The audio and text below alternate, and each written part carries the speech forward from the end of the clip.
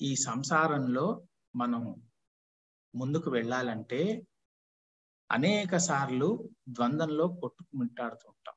ఏమిటి అని అంటే, ఇది చెయ్యాలా వద్దా, ఇది సరైన మార్గమా, లేకపోతే మనకి ఏదైనా ఒక దుష్కర్మ చుట్టుకునేటువంటి మార్గంలో వెళ్తున్నామా అనేటువంటి ద్వంద్వం కలుగుతుంది.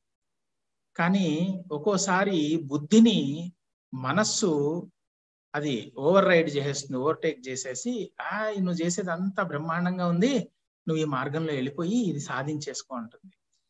అది మనం దుర్మార్గంలో గనక వెళ్తే మన నాశనం మనం కోరుకున్నట్టే. అవకాశం లేకుండా చేస్తారు దత్తాత్రేయ స్వామి. ఎప్పుడు చేస్తారు? సర్వస్య శరణాగతి చేయాలి. స్వామి దత్తాత్రేయ, మిమ్మల్నే నేను నమ్ముకున్నాను, విశ్వసిస్తున్నాను.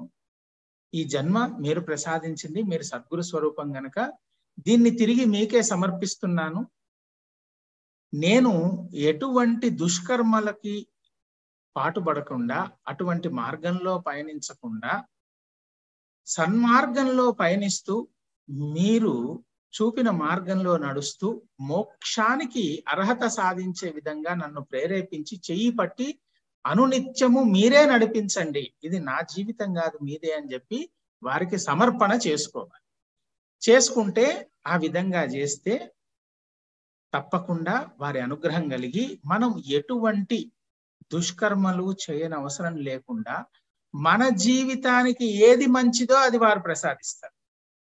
ఈ విషయం గుర్తుపెట్టుకోండి. మనం వారిని అడిగినప్పుడు, స్వామి ఈ జీవితం మీది, మీరు నడిపించండి అని చెప్పినప్పుడు మన జీవితానికి ఏది మంచిదో అది వారు ప్రసాదిస్తారు.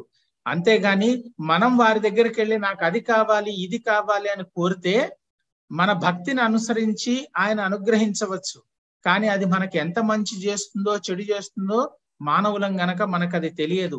ఈ రోజు అది మనకి బాగా అనిపించవచ్చు, రేపు అదే మనకి వికటించవచ్చు.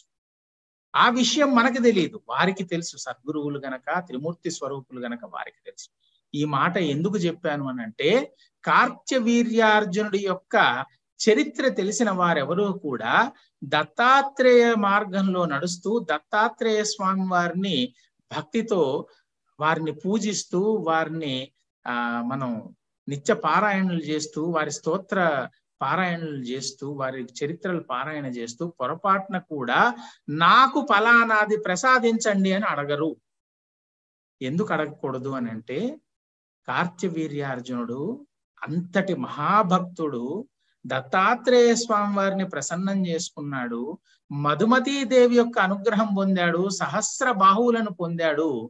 కానీ చిట్ట చివరికి అహంభావంతో, బలగర్వంతో పరశురాముడి చేతిలో పరాభవం పాలయ్యి దత్తానుగ్రహం చేత చిట్ట చివరి క్షణాలలో పరశురాముల వారిని నివారించి, అతను నా మహాభక్తుడు అని చెప్పి అతని ఆత్మని తనలో ఐక్యం చేసుకున్నారు.